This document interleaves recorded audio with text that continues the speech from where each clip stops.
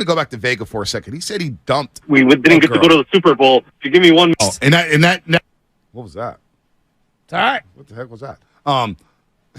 Vega in North Carolina said he dumped a girl because she was a Cowboy fan, and he couldn't do it.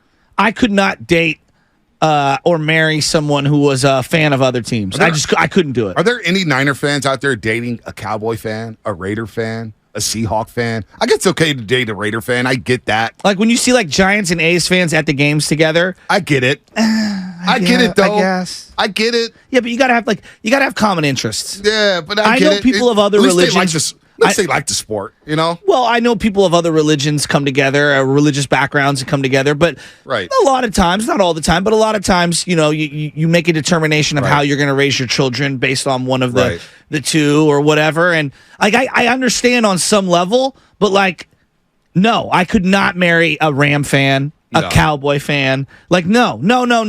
Especially if they were obnoxious about it. No. See, I could date a Raider fan. I could date a A's fan. They're both from the Bay. You know what I'm saying? It's a Bay thing, right? At the end of the day, you get it. All right, you're growing in the East Bay. You should like the East Bay teams. If I grew up in the East Bay, I would love the East Bay teams. Yeah, but I want to enjoy the games with you. You can. I think Bay fans enjoy the games together, but dating a Seahawk fan, a Cowboy fan, a Rams fan, a Giants fan, that's gross. That's gross. I don't know how anybody could do it. So I get Vega for saying, you know what? The hell with this relationship. I'm out. You root for the Cowboys. It's disgusting. 888-957-9570. What is it that you hated so much about the Rams? And what about this offense here? Top of the show, we're discussing the offense and the defense, and even special teams for that matter. At any point this season, do you think anybody out here watching the 49ers will say, boy, this offense is the best unit on the team? This offense, and it's hard to say that after watching that defense in week one. That front seven is vicious. The secondary played well. But again, I haven't felt this good about the 49ers offense in a very long time. And they shut down the playbook early in the third quarter. Christian McCaffrey's running for 122. You didn't even blink. So you know what I'm saying? I've been really thinking about this question that you've asked me kind of like for the last 2-3 weeks about the offense and the defense. And I'm going around the league, and I'm thinking to myself, all right, how many elite offenses are there? Right. In this league right now. The Niners are one. I think they're one. I think they're one of them. I would say Kansas City, because of Mahomes. Detroit could be elite. Okay, I didn't even put them in my list, but that's fine. Miami. I went Cincinnati because they have the opportunity to drop 40 on anyone. Right. Miami absolutely is an elite offense. No question about it. All right. Philadelphia, I think, is an elite offense. Right. Now, maybe I'm going off of last year, and that's not going to be accurate for this year, but I think they've earned the benefit of the doubt. That's an elite offense. Who else? Dallas? I don't know if it's elite. Okay. I need to see more. Okay. I need to see more. All right. What about the Chargers offense? Chargers offense is really, really good. They're just inconsistent. Okay. So they have a chance to be elite. Okay. They have a chance to be elite. Right. Are we omitting anyone? How about Jacksonville? Jacksonville's going to be elite. I think by the end of the year, they'll be elite. They will be elite. I do too. All right. So we're at like 6-7 teams, right now. Now let's go to defense. How many elite defenses are there right now? You wake up this morning, everyone's closing their eyes saying, Dallas, the Niners, who else? The Jets. I think the Jets are absolutely an elite defense. Are you going to put Philly in that category? Not yet. Okay. I need to see it because they've had some changes. They've had some changes in the secondary and up front. They've had some changes. I was like, well, let's see it. What? They are tough, though. That defense will get better and better. They shut down the Patriots for the most part. Cleveland. I think Cleveland has the ability to be an elite defense, but we're not there yet. Kind of like Jacksonville in offense. Let's see where we're at the end of the year. Buffalo's defense didn't look bad, although they did go against Zach Wilson, but they were hitting. Okay, I would put them in the elite category. Year after year, they've been in a pretty close to elite. They've been very good. They've been very good, but not many units. Not many units. When I get back to this, the Niners are one of the few teams that has an elite offense and an elite defense. So you're asking me, could the offense be better than? How about this? I think they're the only team in the NFL this morning when we wake up where they complement each other better than anyone else in the league. Yeah, that's a good point. That's a good point. And nobody comes close. Nobody comes close. And this offense is as balanced as they come. Like, I think for Shanahan, he's looking at his toys here saying, boy, I can run the ball. I can run jet sweeps all day with Debo or Christian McCaffrey and get them up the middle. I can throw the ball. And we haven't even seen the downfield passing yet. Because I do believe there's a big misnomer about Brock Purdy. What's that? We talk about his poise. We talk about his pocket presence. We talk about the way he gets the ball out on time, his precision. But we misremember Brock Purdy taking shots deep down the field. Hell, when he got hurt with the torn UCL, that was going to be a deep shot down the field, a corner route. That was 20 to 30 yards down the field to Brandon Ayuk, who was wide open. The Shasky Jelly, he's got him. He did. And it was going to be a dime down the field. Brock Purdy does take shots down the field. We forget the Washington game. We forget the Tampa Bay game. We forget some of these games where Brock Purdy did push the ball down the field. I think that's coming in this offense. Okay. Do not sleep on this offense going down the field, taking some deep shots here. I think Purdy, now, is he going to be accurate? We got to see that. That's the one missing element, right? If there's going to be a knock on Purdy, we want to see him take more downfield shots and be accurate. I think that time is coming, man. And so if this offense can hit the downfield passes, they've already got the intermediate game. They got the short passing game. They got the run game. I'm telling you, man, 30 points a game is very attainable for this offense. What is the, not personnel flaw, right tackle, what is the flaw on offense right now? What's the area of weakness? Other than right tackle? No, just you watch his team, because I have a specific one. Power run game, 4th and 2, 3rd and 4, to be determined. I'm not saying it is a weakness. I need to see some more. Every team struggles in that department now, though. I'm watching the Jets, right? Baldy brought it up yesterday. Dalvin Cook running in the wrong hole. That was a 3rd and 1. Yes. That's stuffed. How many teams I watch get stuffed in 3rd and short situations? Like I'm watching Josh Jacobs run against the Denver Broncos. Getting stuffed. Yeah. So that early on in the season, a lot of defenses are going to be ahead of the offenses, and they're going to stuff those short yard situations. The key, though, is Shanahan trusting Purdy to throw in those situations. For Purdy to run the play-action pass on 4th and 2 and drop it off to Kittle in the flat, that was beautiful. That was gorgeous. I don't know if he runs that play with Jimmy. It felt very predictable to run it there. Right. Right? You're right. He probably doesn't run it with Jimmy. I cut you off there. I apologize. No, you're good. You're good. The Purdy thing, though, about throwing the ball downfield, you don't need to throw bombs downfield when you're super accurate on the intermediate stuff. I mean, he hit so many 10-yard passes, and then when he did have the 19-yard pass, or from the 19 to throw to Ayuk, it's about as good of a deep ball as you can throw. Oh, man. Back shoulder, only he's going to catch it. Guy draped all over him. And again, the yak yardage. As Mike Tomlin said, you have space eaters. They've been number 1 in yak every year for the last 5 years. Space eaters. And so that's crazy. And that is crazy. And so just get the ball to the playmakers. They're going to make a play. They're going to turn a 10-yard play into a 30-yard play. Yes. They're going to turn. Debo has the ability that we've seen time and time again to take a 5-yard or a quick wide receiver screen, 30, 40, 50, 60, 70 yards to the house. That's what you can do. But Brock Purdy can beat you deep. I really believe that. So weakness is Shanahan can do what he wants on offense because you have premier players, and it all starts with Christian McCaffrey. Well, I don't think the nation knows how good he is. This is why I keep thinking I really think McCaffrey can be an MVP type player this year. And I know we go to quarterback a lot, but if the guy's scoring multiple touchdowns and he's averaging over 120, 140 all-purpose yards, I mean, he's going to have a 2,000-yard season, B. Yeah, no, I believe so. But think about the units here. We got the most complete offense Shanahan has ever had. The most complete. Well, we'll see about the defense, but so far, so good. I think that their D tackles might be better than last year. Better than 2019. 2019 was their best, I thought, D tackle. Buckner, Armstead. Yeah, and then DJ off the bench, right? Like they were very deep. Kinlaw, apparently off the bench, didn't look too bad. Didn't look too bad. Or in the second unit. Right. The freak. He's really a freak, though. But that's big. If they can get some bodies off the bench, because they're going to rotate a lot. And Armstead is better than what he was in 2019, right? To me, 2019, he was more outside. I think he's an inside player. Well, he played inside a lot, too, because you had Bolson. Yes, that's true. On the third downs. We get to Armstead, and a lot of people are always like, he's overpaid. Now, he did just restructure his contract. But I feel like Armstead hasn't gotten the respect. We always looked down at him because we felt like his money belonged to DeForest Buckner. And we didn't really see a lot from Armstead in his first few years. And all of a sudden, he's been named captain. And a lot of people was wondering, why is he named a captain? Well, I think we know why. Armstead is playing out of his mind. Absolutely. And when we talk about players that you cannot replace on this defense, Armstead might be number 3. It's Nick Bosa, Fred Warner. You pick and choose, flip a coin. But what if this defense didn't have Eric Armstead right now?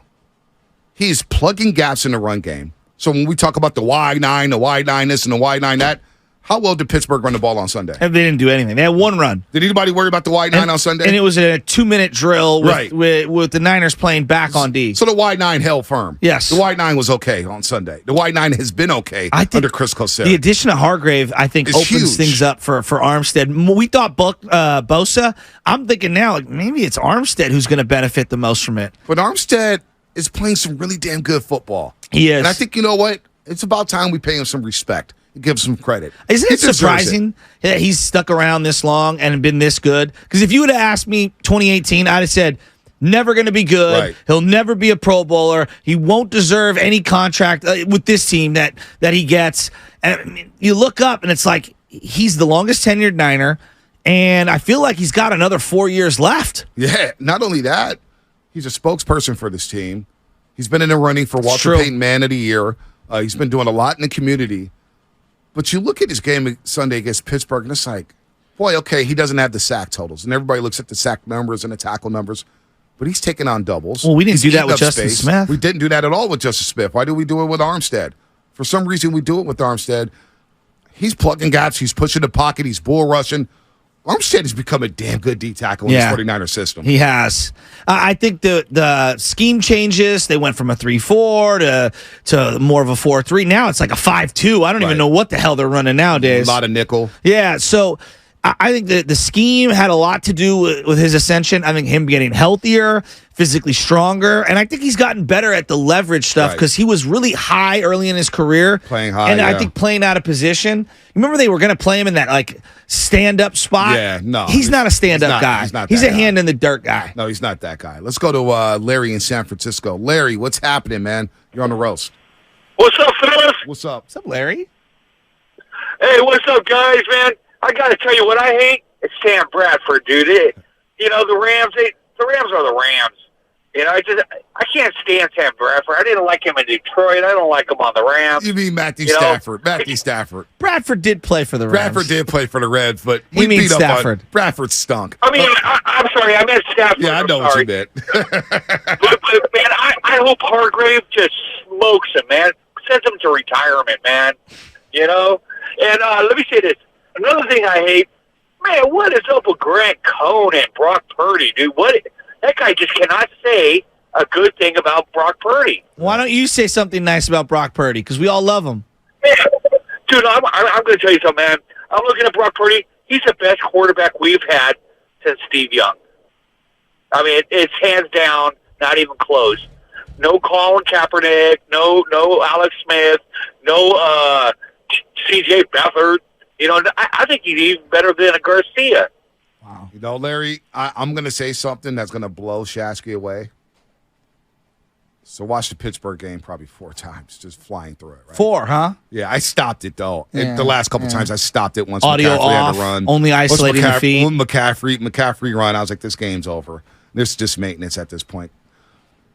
But Brock Purdy, in the first half, first few quarters, and then when I think about last season, he does kind of remind me of a young Tom Brady.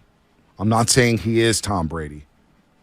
But when Tom Brady first came on the scene with the New England Patriots, the poise, the quick passes, getting it to the right spots, spreading the ball around. Go back and watch young Tom Brady when he replaced Drew Bledsoe. Now, it's sacrilegious to say that because we know who Tom Brady became. Became one of the greatest quarterbacks of all time. Still put Joe Montana number 1, Tom Brady number 2. What? Yeah, I know. It's crazy. A young Tom Brady. Not the Tom Brady from 08, 07 through the 2010s and the 15s. I'm talking about young Tom Brady. His first few seasons. Brock has a lot of similar traits of young Tom Brady. I'm not saying he is Tom Brady. Are you talking about mentally? I said what I said. Mentally, pocket presence, getting the ball out to the right spot, precision, timing, command in the huddle. A young Tom Brady. So we're talking intangibles. All the intangibles and some of the physicals. Okay. And some of the physical skills. I would say that Tom never moved around the way that Brock Purdy. I mean, seeing Minka Fitzpatrick come closing out on Brock and having him spin out, it also, just to me, and you're allowed to do whatever you want. I'm not ready to make any proclamation on who he is. He's a very unique player. I'm not doing that, whatever. I'm not doing that No, whatsoever. I know that's not what you're doing. And I know people are going to take this like this. I'm not saying Brock Purdy is Tom Brady. I'm not saying Brock Purdy plays exactly like Tom Brady. But those pocket intangibles, being in the pocket, moving around, going through your progressions, command at the line of scrimmage, command in the huddle, getting the ball out on time, being precise. And you want to say dink and dunks with Tom Brady? Dinked and dunked all the time. I don't really care if you're getting yards. Are you getting first downs or not? Dink and dunk my way down the field. I don't care. But a young Tom Brady with being in the pocket, surveying everything, winning over his teammates the way Brock Purdy has. And you are right. Brock Purdy does move around a lot better than Tom outside of the pocket. Young Tom Brady can move a little bit, but not like Brock. No, nowhere near. But some of the Brock. intangibles, and I'm not comparing him. I'm not trying to link him to Tom Brady whatsoever. I'm not saying Brock is going to be Tom Brady. I'm not saying that at all. I'm saying just he reminded me in the pocket on Sunday. And I was like, wow, I've seen this before. The way he moved, the way he slid in the pocket, the way he got the ball out, it reminded me of a young Tom Brady. Again, I'm not comparing him. I don't even want to do this, but that's what it reminded me of. We always compare and contrast quarterbacks and the moxie, the poise, the way he's got his team, and then running down the football field and butting heads with Brendan Ayuk saying, hell yeah, that's what you do. And then looking at Deebo Samuel slapping him. That was young Tom Brady. Well, it was the competitive fire.